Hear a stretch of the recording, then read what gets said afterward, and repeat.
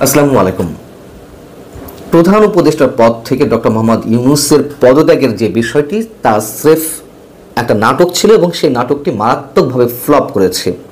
এখনো পর্যন্ত অধিকাংশ রাজনৈতিক দল এবং রাজনৈতিক বিশ্লেষক সহ সাধারণ মানুষের অধিকাংশেরই এমনটাই ধারণা, এবং ভাবা হয়েছিল যে এই নাটক করে বেশ ভালো কিছু করা যাবে, লাভবান হওয়া যাবে, এবং এমন একটি গুঞ্জন ছড়িয়ে দিতে পারলে সবাই এসে ডক্টর মোহাম্মদ ইউনূসকে ঘিরে ধরবে, বলবেন যে না না না, আপনাকে যেতে দিব না আমরা, যেভাবে হোক আপনাকে থাকতে হবে, আপনিই আমাদের সর্বসেরা অভিভাবক। কিন্তু বাস্তবে আসলে তেমনটি দেখা গেল না। এবং এইগুলো আমার কথা নয়, এগুলো অধিকাংশ রাজনৈতিক দল এবং বিশ্লেষকদের যে মন্তব্য তার মধ্যে দিয়ে এমনটাই ফুটে ওঠে। কিন্তু উদ্দেশ্য আসলে কী ছিল? বিষয়টি যতটা এখনো পর্যন্ত যতটা জানা যাচ্ছে যে ডক্টর মোহাম্মদ ইউনূস তার অনুগত বা তার নিয়োগকর্তা ছাত্রদের ডেকে তিনি বললেন যে তোমরা এমন করছো কেন, এমন করলে তো আমি থাকবো না, আমি পদত্যাগ করব, অভিমানের সঙ্গে সম্ভবত বলছিলেন। সেটিকে ক্যাশ করলো এনসিপি, জাতীয় নাগরিক পার্টি, এবং রীতিমতো আন্তর্জাতিক গণমাধ্যম বিবিসি বাংলাতে সাক্ষাৎকারে নাহিদ ইসলাম সেটি বলে ফেললেন। উদ্দেশ্য ছিল তিনটি। একটি হচ্ছে এটি করে একটি বিশেষ মহলকে উত্তেজিত করে সেনাবাহিনীর বিরুদ্ধে উস্কানি দিয়ে মোটামুটি সেনাবাহিনীকে একটা নাস্তানুবোধ অবস্থায় নিয়ে যাওয়া। দ্বিতীয়ত, চরম একটি বিশৃঙ্খল পরিবেশ তৈরি করে যে মূল উদ্দেশ্য একটি মহলের নির্বাচনকে দীর্ঘায়িত করা, এবং সরকারের যা কিছু ব্যর্থতা সেগুলোকে একটু আড়াল করার চেষ্টা করা। কিছুই কি হয়েছে?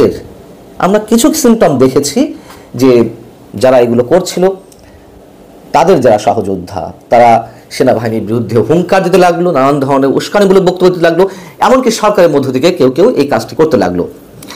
তো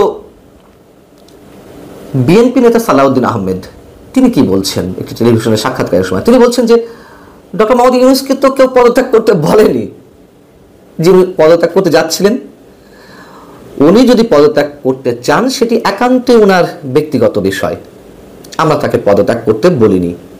সেনাপ্রধান সম্পর্কে সালাউদ্দিন আহমেদ বলছেন সেনাপ্রধান এমন কিছু বলেননি যা তার জুরিসডিকশনের মধ্যে পড়ে না, বরং সাধারণ মানুষের যে চাওয়া প্রত্যাশা সেটি প্রতিফলিত হয়েছে সেনাপ্রধানের বক্তব্যে।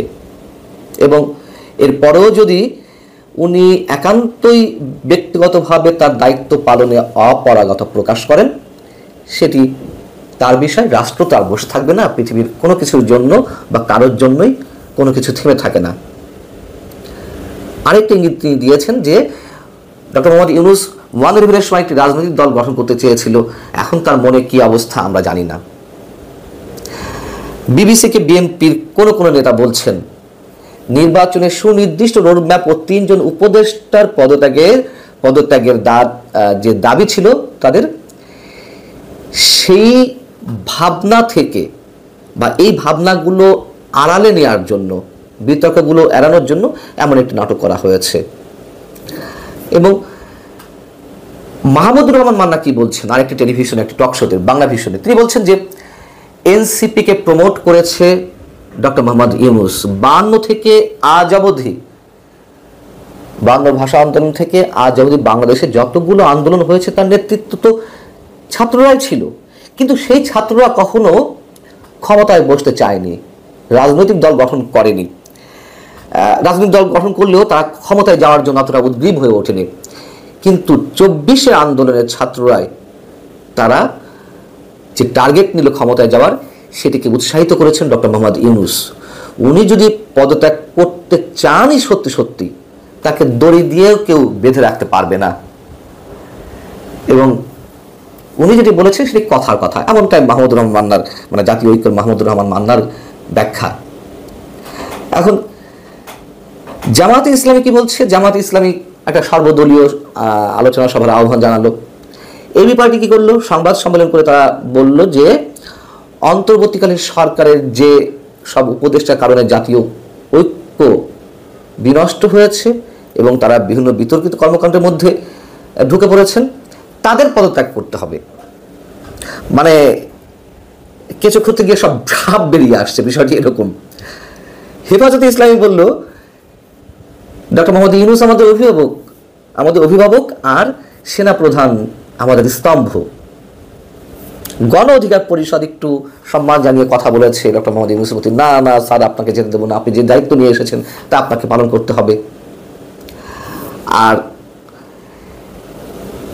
এসবের মধ্য দিয়ে যা কিছু আমাদের সামনে স্পষ্ট হলো, তাতে বিষয়টি এমন নয় যে ডক্টর মোহাম্মদ ইউনূস না থাকলে বিশাল কিছু হয়ে যাবে, এবং যারা নাটকটি করতে চেয়েছিল এবং এটির মধ্য দিয়ে এক ধরনের জিহাদ ঘোষণা করতে চেয়েছিল সেনাবাহিনীর বিরুদ্ধে, সেটি বোধহয় আর এগোচ্ছে না।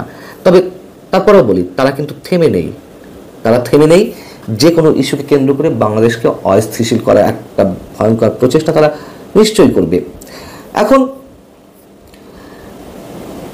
ডক্টর মোহাম্মদ ইউনূসের সামনে কি করার রয়েছে, তিনি কি করতে পারেন?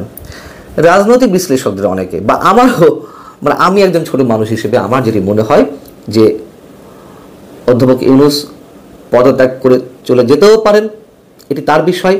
এবং দলগুলোকে, মানে এটা একটা করতে পারেন, আরেকটা হচ্ছে দলগুলোকে অংশীজনদের আস্থায় এনে নির্বাচনের দিকে তিনি দ্রুত হাঁটতে পারেন, নির্বাচনে একটা রূপরেখা তিনি দিয়ে দিতে পারেন। এবং সবার যে চাওয়া এই ডিসেম্বরের মধ্যে, ডিসেম্বর তো এখনো অনেক বাকি, কেবলমাত্র মে মাস, এখনো 7 মাস বাকি, এর মধ্যে একটা নির্বাচন ব্যবস্থা করা।